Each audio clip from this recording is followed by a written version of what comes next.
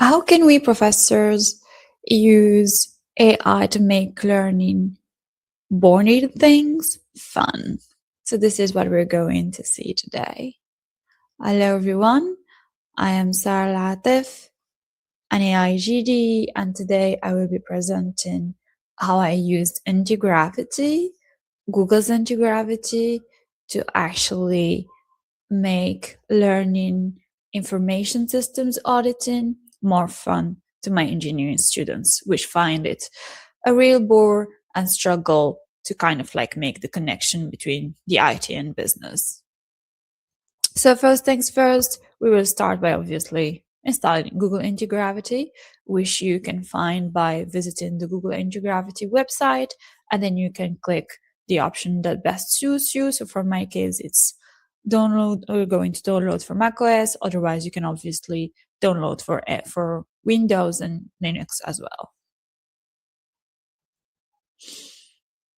So after that, we need to figure out what we're actually going to be building, right?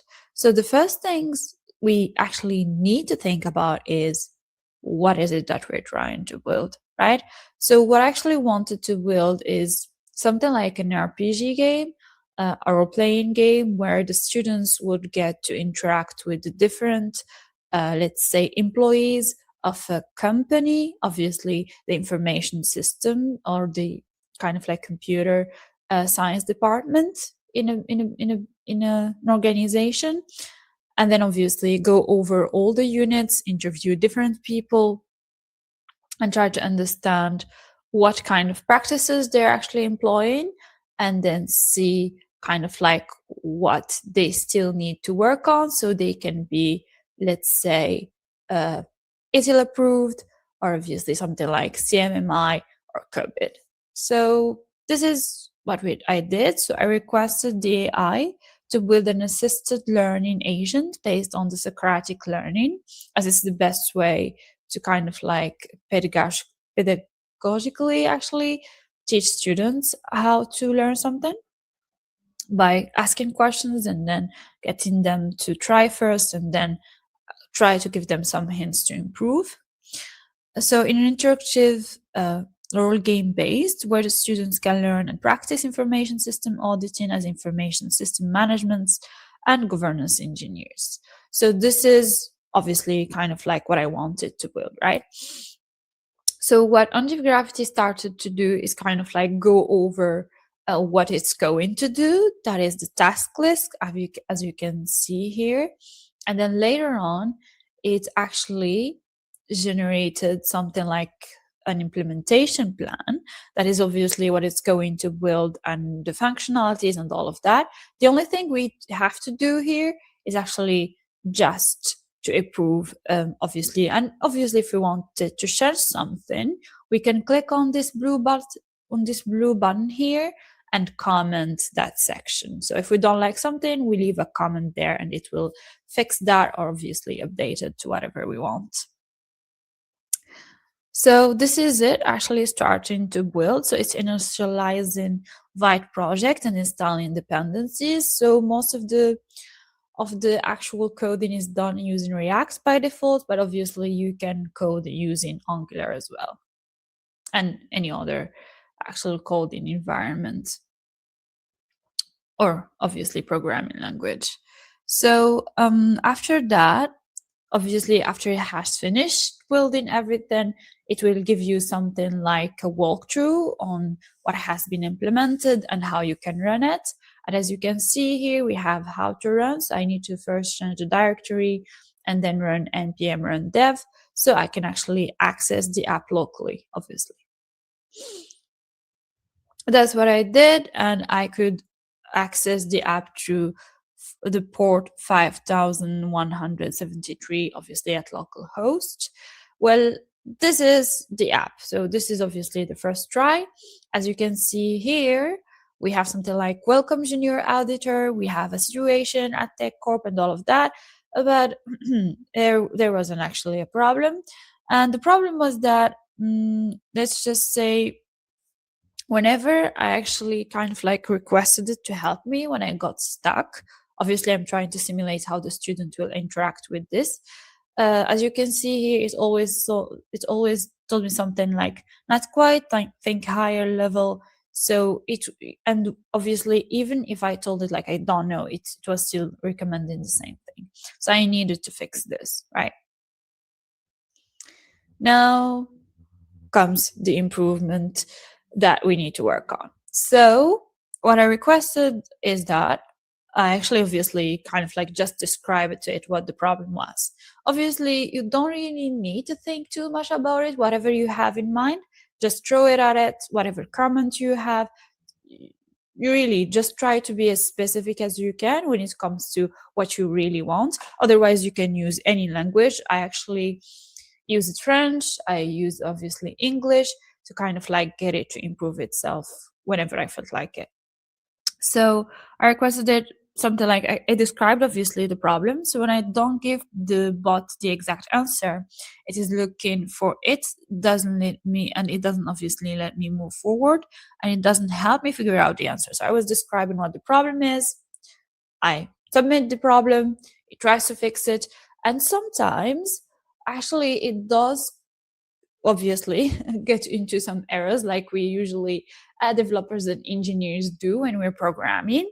The thing is, you don't have to do anything. It's going to fix all of this by itself. You just have to, obviously, if you agree, accept all the changes. Otherwise, don't do anything.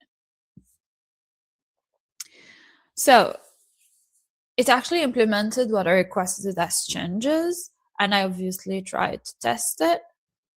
And this is another improvement that I actually wanted. Once again, I just described what I wanted in detail and it implemented those things. So I wanted actually to add the documents section, because usually in audits, we have to go through the different documents in an enterprise and see the system, talk to people and different things.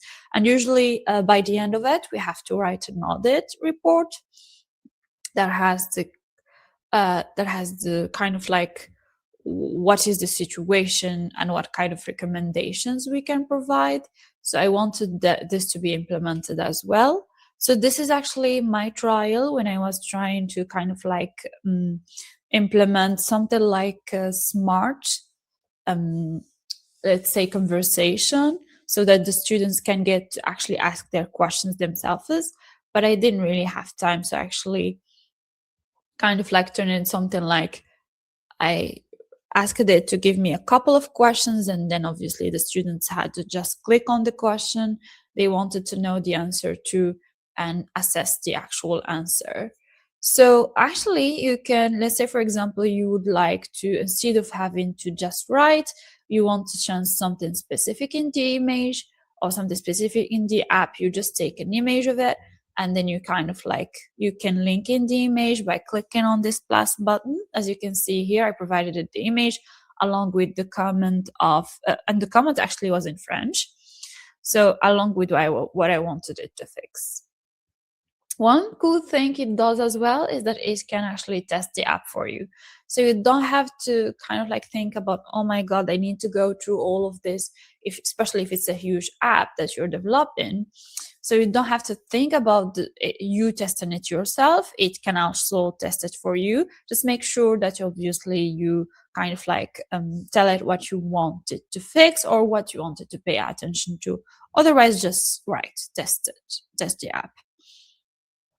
So here is the final product. So this is actually the visual novel game, because I found it boring when it didn't have something interactive. So I turned it into a visual novel game. So the only thing the students have to do is just choose the mission.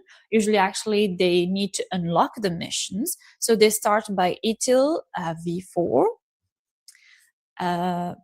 Principal or kind of like referential in auditing, and then they go for the scenario. This is what we're going to see here. And these are actually all the missions that they need to do around governance and all of that. So as you can see here, we have the mentor that is going to help us in case we get stuck. We can actually ask questions to employees, and then, all right, and obviously they kind of like get to answer us. And then if we have some actual, if we want to check the reports or documents, we can do that as well. And we can also write the report later on, after obviously we conclude. And let's say, for example, and this is just the report section, and obviously we will submit it. So if we wrote the report and everything was good, we can pass the mission, kind of like move on to the next mission.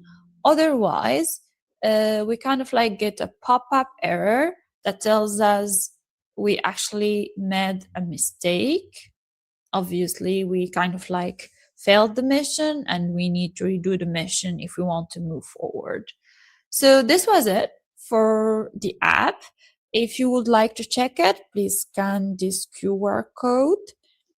And then, yeah, this project was actually done as part of the AI sprint, H2, the GDE AI sprint, and Google Cloud credits were provided for this project. Thank you very much for going through the video. I hope to see you soon in another video around how to use AI to help us improve our students' learning.